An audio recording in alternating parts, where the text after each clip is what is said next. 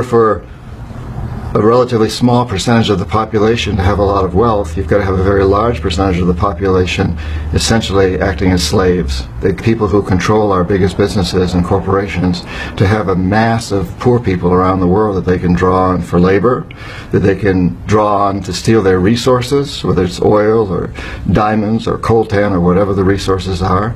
And as long as those people remain impoverished, as we call it, then they're at the mercy of those of us with wealth, and we get to exploit them. The fact of the matter is, we in the developed world have gotten richer and richer and richer and more prosperous and more powerful. They in the developing world have become poorer and poorer and poorer. Now, the deception here is that if you go into one of the major cities in almost any of these developing countries, you'll see incredible skyscrapers, beautiful buildings. It looks prosperous.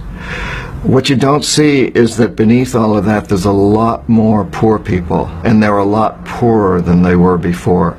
So this whole idea of investing money in these countries and into the infrastructure and developing them hasn't worked from the standpoint of alleviating poverty or even reducing it. It's increased it. It has worked from the standpoint of making us richer. I think a basic question that we have to ask ourselves is who foments this system?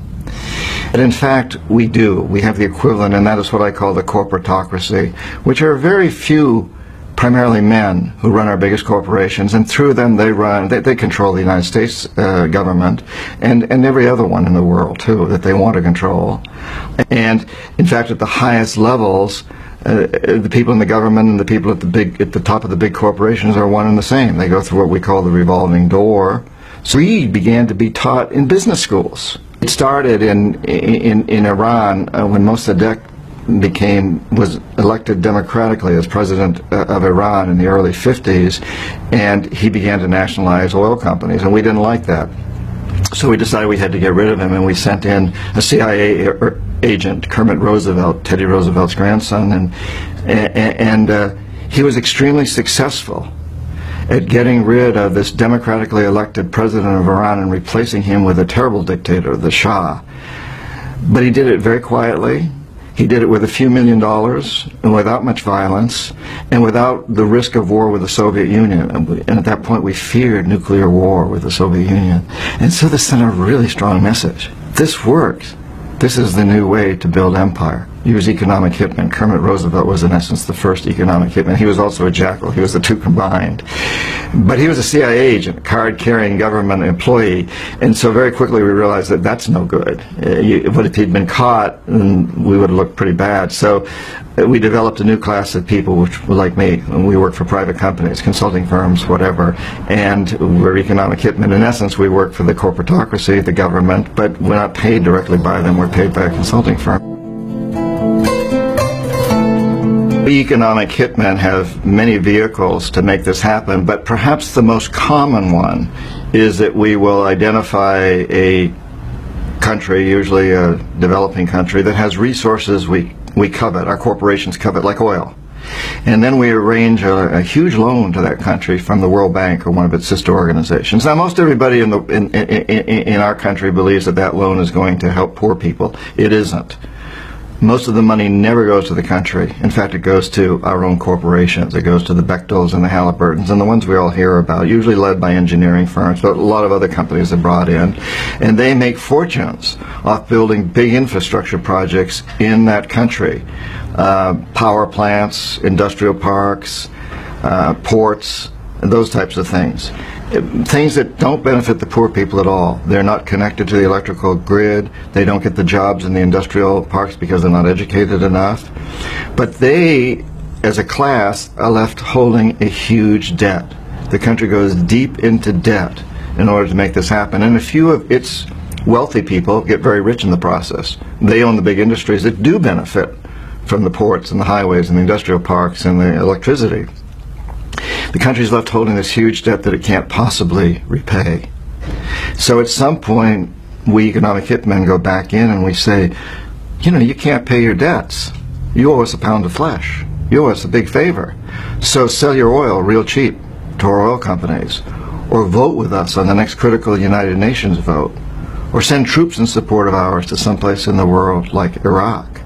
And so we use this whole process as, first of all, getting their money, basically, money we loan them, to enrich our own corporations, and then to use the debt to enslave them, to imprison them, to get them to have to agree to selling off their resources cheap.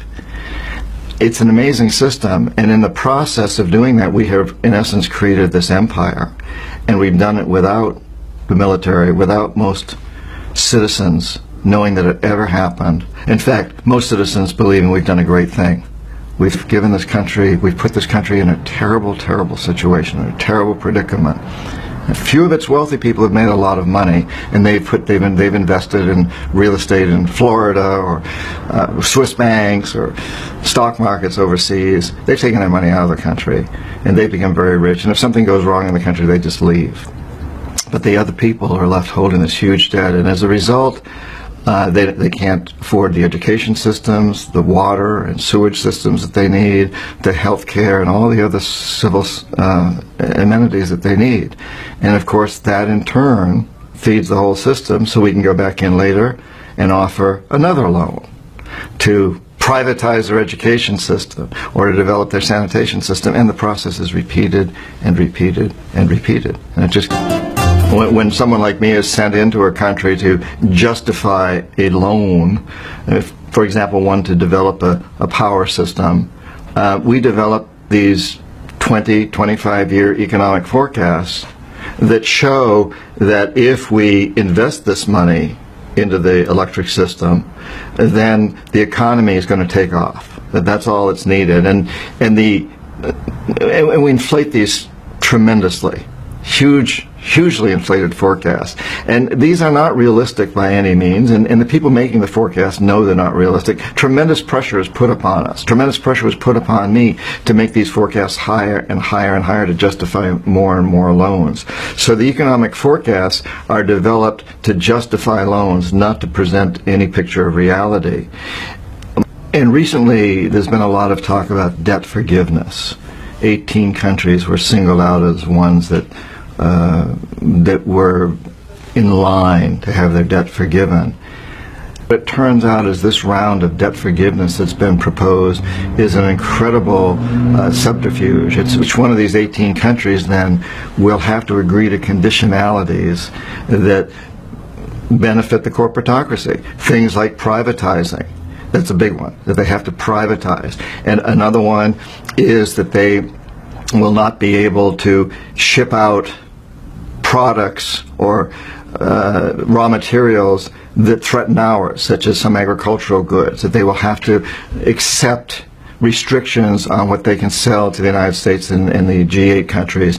And on the other hand, they will have to accept our restrictions. And so it's this very, very rigged system. And the world hears, oh, debt forgiveness. And celebrities go out and talk about debt forgiveness, and they're being exploited too. And we all say, oh, isn't it wonderful? We're being so generous. We're going to forgive all this debt. We've given all these countries all this money. Now we're going to tell them they don't have to pay it back. The fact of the matter is, we've asked for something much worse. They would be so much better off never to have had the debt, of course, or to just pay it off.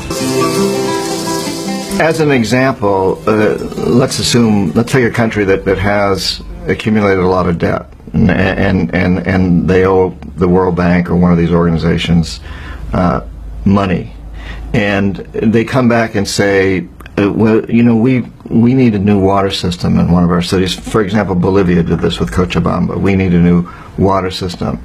And the IMF at this point steps in and says, well, you've got a lot of debt, and somehow we've got to restructure things. We've got to implement some policies that'll rationalize this process.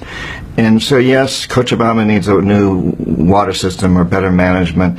So what you need to do is privatize it, because obviously the current system isn't working. And So the deal is struck that there may be some money invested into that system if privatization occurs. And the privatization is rigged. It's going to be one of our companies that's going to own it. In the case of Cochabamba, it was Bechtel, or a subsidiary of Bechtel.